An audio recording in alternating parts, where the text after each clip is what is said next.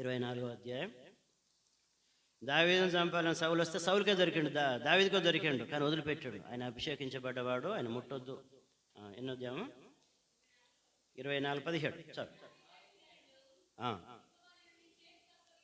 యెహోవా నన్ను నీ చేతికి అప్పగింపగా నన్ను చంపక విడిచినందుకు ఈ దినమున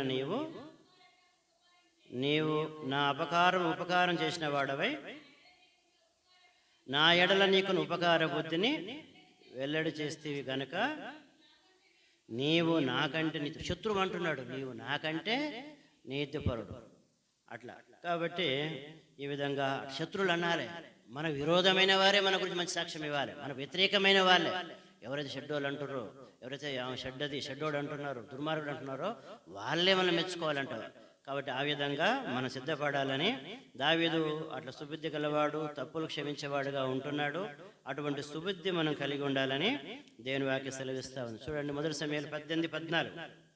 మొదటి సమయాలు 18:14.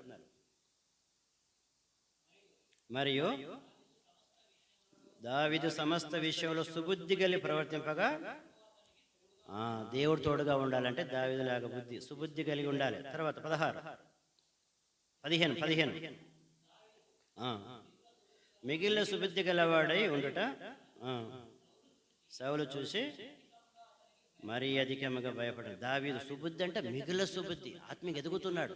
దినాలు గడిచే కొద్ది మనం పడిపోవద్దు, చల్లారిపోవద్దు, ఎదగాలి మనం. కాబట్టి రూతు గ్రంథం 3:10 రాయబడ్డది. ఆ రూతు గురించి బోయాజు అంటాడు, నా కుమారి నువ్వు యెహోవా చేత దేవునందున దానవు, నీ మునుపటి సత్ప్రవర్తన ఏంటంటే వెనకటి సత్ప్రవర్తన మునుపటి ప్రవర్తన కంటే మించిందంటాడు. కాబట్టి ఆమె సత్ప్రవర్తన ఎక్కువైపోయింది రూతు.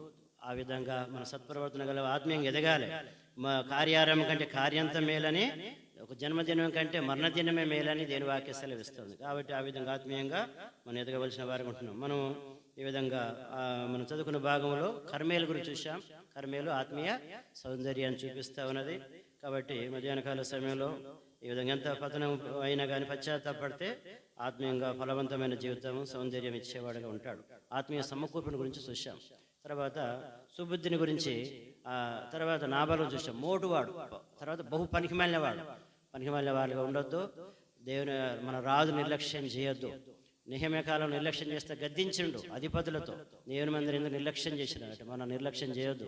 ప్రభు దినాన్ని నిర్లక్ష్యం చేయొద్దు. ప్రభు దినాన్ని పనులు చేసుకోవద్దు. ప్రభు బాగా నిర్లక్ష్యం చేయొద్దు. తర్వాత మనము అబిగయీల గురించి చూసాము. ఆమె సుబుద్ధి గలదని. కాబట్టి సుబుద్ధి కలిగి మనం ఉండాలి. అబిగయీలాగా, దావీదులాగా సుబుద్ధి గల వారికి ఉండాలి. యోగ్యురాలుగా అబిగయీలాగా ఉండాలి. తర్వాత సుబుద్ధి, తప్పులు క్షమించే జీవితం, దీర్ఘశాంతం. మనం ఆ విధంగా ప్రభు శరీరం రక్తంలో పాలు పొంది ఉంది. అటువంటి దీర్ఘశాంతం మనకుందా?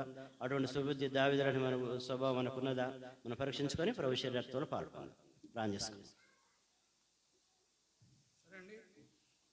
ప్రార్థన చేద్దాం. వాక్యం కొరకు ప్రార్థన చేయండి. కాడ్లేసి ప్రార్థన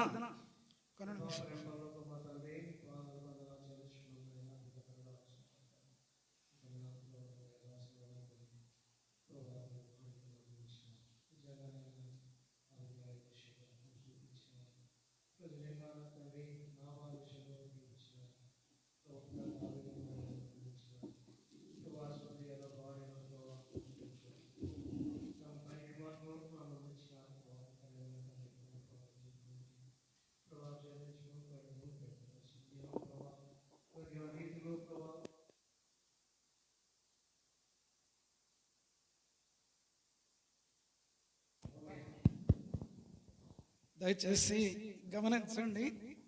ఈరోజు ప్రేమ విందుంది, బలలో పాల్పొందాం కదా అని వెళ్ళిపోవద్దు. చివరి వరకు ఉండండి. ఇది స్పెషల్ మీటింగ్ కాబట్టి కొంచెం ఆలస్యమైంది. అయినప్పటికీ చివరి వరకు ఉండి ప్రేమ విందులో పాలు పొందాలి. ఇప్పుడు దానికంటే ముందుగా బలలో పాలు పొందుదాం. ప్రార్థన పూర్వకంగా ఉండండి.